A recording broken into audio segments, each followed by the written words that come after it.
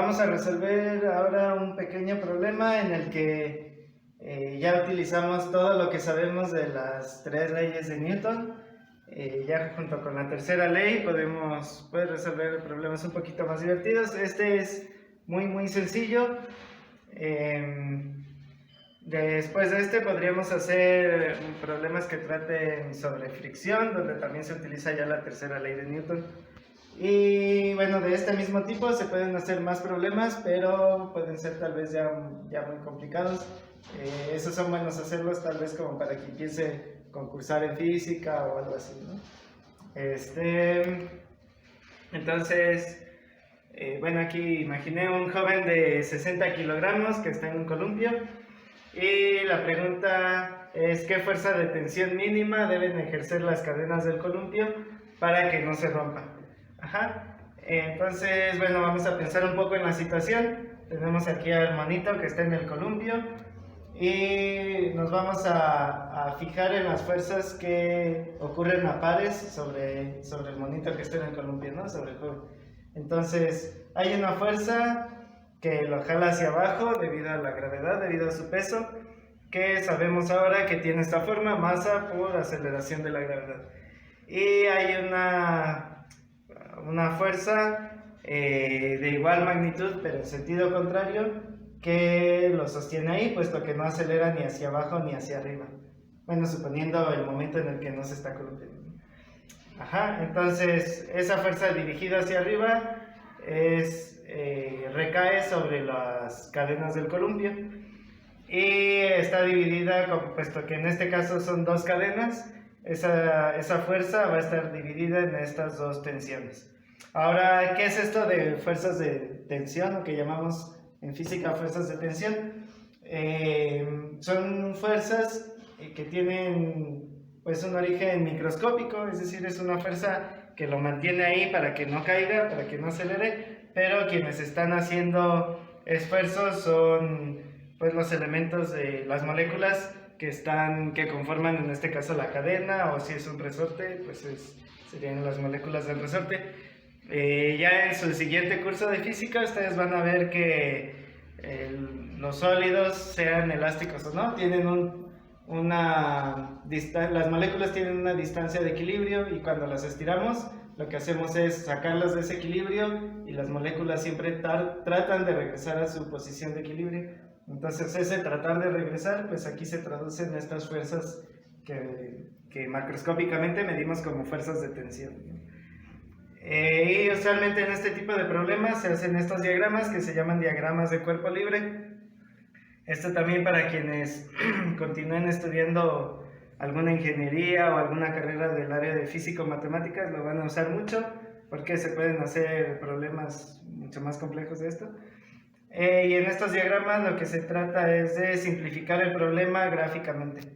Entonces, en mecánica clásica, bueno, en mecánica de este tipo, porque también la mecánica por ejemplo, de fluidos es clásica, pero no se hace esto. Entonces, cuando estudiamos mecánica, acostumbramos idealizar el objeto que estamos estudiando como si fuera solamente un punto, y observar cuáles son las fuerzas que operan sobre ese punto. Bueno, hay una teoría de por qué eso es completamente válido, de que podemos tomar esto como si fuera solo un punto, y eso viene de la distribución de masas de un cuerpo. O sea, aquí estamos idealizando que la distribución de masa de la persona fuera así como una esfera, y que la masa estuviera distribuida uniformemente en toda la esfera. Cuando es eso, en mecánica eso es equivalente a que toda la masa esté concentrada en un punto en medio de esa esfera. Es una idealización que incluso a veces llega a ser chiste, de que los físicos todos lo idealizamos así. Entonces aquí tenemos a nuestro monito esférico en medio, y sobre él opera esta fuerza de gravedad hacia abajo y las fuerzas de tensión que van hacia arriba. Entonces así ya se ve el problema muy simple. Ya cuando queremos observar el efecto, por ejemplo, de un dado que esté cargado, que tenga más masa de un lado y menos de otra, pues ahí sí ya no podemos hacer esas idealizaciones. Entonces, ¿cómo le decimos a las ecuaciones que tenemos esta situación? tendríamos que decir que por un lado tenemos una fuerza que va hacia arriba, que vamos a llamar tensión 1 más tensión 2. Y del otro lado tenemos una fuerza que va hacia abajo, que sabemos que es de esta misma magnitud. Entonces esa fuerza va a ser masa por aceleración de la gravedad. Y ya es todo muy sencillo, ¿no? Tenemos tensión 1 más tensión 2 es igual a masa, que son 60 kilogramos, la masa del joven, por la aceleración debida a la gravedad, que ya sabemos que son 9.81 metros sobre segundos al cuadrado. Entonces T1 más T2 es igual a, por aquí ya tengo el resultado, 588.6 newtons. Aquí las unidades son kilogramos por masa sobre segundos al cuadrado, que es lo que hemos definido como newtons. Ajá, y solo que aquí la fuerza está repartida entre estas dos tensiones, así que la tensión de cada una va a ser esto de aquí dividido entre 2. Es una forma de obtenerlo suponiendo que la tensión está repartida de manera uniforme entre estas dos, ¿no? Y ya si estuviera colgado con un cierto ángulo, pues eso sería un poco más complicado.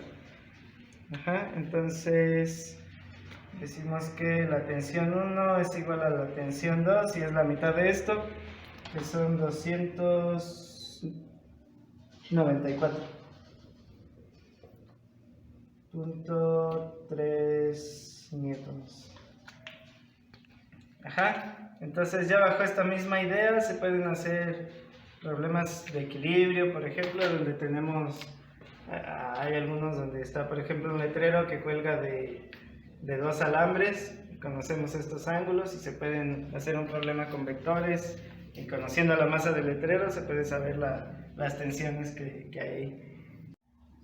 Bien, jóvenes, les voy a enseñar otra forma de concluir este problema un poco más formal, porque yo sé que por ahí algunos que sean matemáticos de closet me van a decir: oiga, profe, ¿y por qué dividió? Me van a reclamar que por qué aquí al final solamente dividí entre 2 para llegar al resultado.